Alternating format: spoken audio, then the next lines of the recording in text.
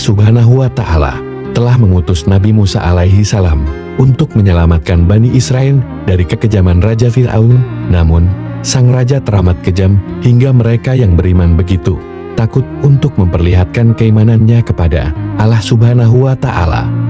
Salah satu yang menyembunyikan keimanan tersebut, yakni seorang wanita bernama Masitoh beserta keluarganya. Masitoh merupakan salah satu pelayan istana di kerajaan Fir'aun. Ia bertugas sebagai tukang sisir putri Fir'aun. Sejak bertahun-tahun silam, keluarga Masitoh setia melayani istana. Masitoh tinggal bersama suami dan keempat anaknya sejak agama Ibrahim alaihi salam disampaikan ke Musa alaihi salam di tanah Mesir. Mereka mengimaninya, namun tidak ada yang tahu atas keimanan Masitoh beserta keluarganya, termasuk sang anak Fir'aun yang tidak mengetahui akan keimanan Masitoh. Hingga pada suatu hari tibalah saat Allah Subhanahu wa Ta'ala menguji keimanan Masitoh beserta keluarga besarnya. Saat itu Masitoh tengah menyisir rambut putri Fir'aun. Namun tanpa disengaja sisir yang sedang ia gunakan terjatuh, dan tanpa sadar asma Allah keluar dari lisan Masitoh saat akan mengambil sisir yang jatuh. Bismillah, seru Masitoh dengan spontan. Tanpa Masitoh sadari, ternyata ucapan tersebut terdengar oleh putri Fir'aun. Sontak ia pun kaget, dan putri Fir'aun pun segera menginterogasi Masitoh, lalu mengatakan, "Siapakah Allah itu? Apakah itu ayahku?" Ditanyanya. Kala itu Masitoh tidak langsung menjawab pertanyaan sang putri. Keringat dingin menderas di tubuh Masitoh. Ia takut akan menjawab pertanyaan tersebut. Hingga beberapa saat kemudian, sang putri kembali mengajukan pertanyaan lagi dengan nada yang tingginya. "Siapakah Allah itu? Mengapa kau tidak menjawab pertanyaanku? Apakah kau punya Tuhan selain ayahku?" Seru sang putri marah. Masitoh terus bungkam. Ia khawatir akan segala konsekuensinya. Namun sang putri terus mendesak berbagai pertanyaan kepada Masitoh.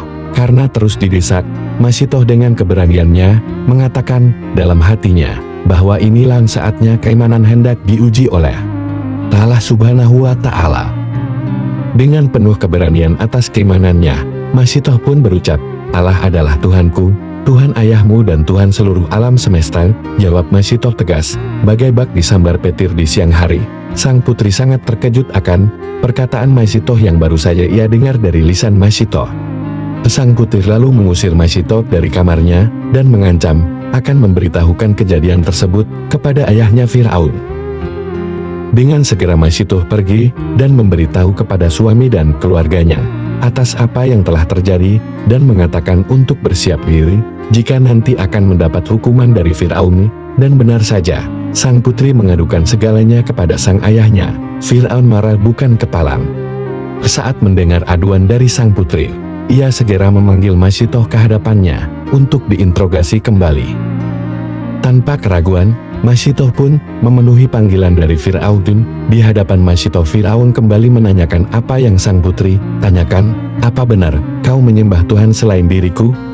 tanya Fir'aun dengan suara yang menggelegar. Semua mata yang ada di dalam ruangan tersebut tertuju pada Masitoh, dan seluruh istana dibuat takut dengan amarah Fir'aun. Namun jawaban Masitoh kembali membuat Fir'aun murka. Kala itu Masitoh tak gentar, lalu menjawab pertanyaan Fir'aun dengan ringan. "Ya, saya menyembah Allah. Allah adalah Tuhanku, Tuhanmu dan Tuhan seluruh alam semesta," ucap Masitoh. Murka, geram Fir'aun menyuruh para pengawalnya untuk mengikat Masitoh, kemudian menaruh seekor ular besar di hadapannya dan mengancam Masitoh. Namun ancaman tersebut tak berarti bagi Masitoh. Ia tak bergeming sedikit pun. Bertambah marahlah Fir'aun. Dengan segera ia memanggil pengawal tangan kanannya yang tidak beda jauh bengisnya dengan Fir'aun, yaitu Haman. Fir'aun menyuruh Haman untuk menangkap keluarga Masitoh tanpa terkecuali dan memerintah untuk mengeksekusi mati Masitoh beserta keluarganya. Masitoh yang mendengar ucapan Fir'aun tampak tidak terkejut, karena ia sudah pasti yakin semua ini akan terjadi atas semua pengakuannya. Haman pun menuruti semua perintah Fir'aun, lalu ia bersama beberapa bawahannya menangkap keluarga Masitoh, dan kemudian ia memerintahkan bawahan yang lainnya untuk membuat lubang besar. Lubang tersebut nantinya akan diisi kuali yang besar untuk mendidihkan air panas. Layaknya kawah bara dari gunung berapi, Haman bermaksud untuk merebus Masitoh beserta keluarganya hingga wafat. Setelah Haman berhasil menangkap seluruh keluarga Masitoh, tibalah saat hari eksekusi. Rakyat dengan sengaja dikumpulkan di depan istana untuk menyaksikan peristiwa sadis hukuman ala Fir'aun jika mereka yang berani menyembah Tuhan selain dirinya. Masitoh bersama suami dan keempat anaknya, termasuk satu bayi yang digendong Masitoh di hadapan rakyat dan Fir'aun yang mensemul, layaknya seorang terpidana kasus besar. Masitoh dan keluarganya dihadapkan dengan kuali besar yang penuh dengan air mendidih, yang siap untuk mengeksekusi mereka semua. Tampak anak-anak Masitoh menangis tersendu-sendu, ketakutan akan hukuman yang akan mereka terima. Di situ Masitoh dan suaminya menenangkan anak-anaknya. Masitoh beserta suami tak gentar akan siksaan yang akan mereka hadapi. Ia terus memilih tetap beriman kepada Allah Subhanahu wa Ta'ala, Tuhan seluruh umat manusia dan alam semesta. Sebelum mereka dilempar satu persatu ke kuali yang mendidih, mereka ditanya kembali oleh Haman, "Apakah kalian akan tetap terus mengimani Allah dan enggan menuhankan Raja Fir'aun?" Tanya Haman. Dengan penuh keyakinan, baik Masitoh beserta keluarganya akan terus berucap dengan jawaban yang sama, yaitu, "Allah adalah Tuhanku, Tuhan Fir'aun, Tuhan seluruh alam semesta, dan kami akan terus beriman kepada Allah, sekalipun harus terjun ke kuali yang mendidih dan mampu melepuhkan tubuh kami." Ucapnya dengan lantang dan keteguhan hati. Mendengar jawaban mereka, maka Haman dengan tekad membuat keputusan untuk memasak mereka hidup-hidup tanpa belas kasih. Fir'aun juga memerintahkan bawahannya agar dihadirkannya seekor sapi yang terbuat dari tembaga, lalu dipanaskan. Dia juga memerintahkan agar wanita beserta keluarganya dilembar ke dalam perut sapi panas. Eksekusi dimulai. Suami Masitohlah yang pertama kali mendapat giliran. Seketika juga tubuh suami Masitoh langsung dilalap air yang mendidih hingga menyisakan tulang belulangnya saja. Menangislah Masitoh beserta anak-anaknya melihat tubuh suami dan ayah dari anak-anak mereka. Melihat eksekusi keji tersebut, Haman terbahak-bahak dan terus menghina orang-orang yang beriman kepada Allah Subhanahu wa Ta'ala. Melihat itu Masitoh semakin yakin akan keteguhan hati mengimani ajaran agama Islam. Selanjutnya giliran anak-anak Masitoh yang dipaksa satu persatu untuk masuk ke dalam kuali air mendidih yang apinya menjilat-jilat. Jeritan tangisan anak-anak Masitoh membuat dirinya sangatlah sedih. Masitoh terus saja berdoa dan memohon ampunan kepada Allah. Seperti suami Masitoh, eksekusi tersebut hanya menyisakan tulang belulang anak-anak mereka, hingga tinggal tersisa Masitoh bersama anaknya yang masih bayi yang sedang ia gendong dengan erat.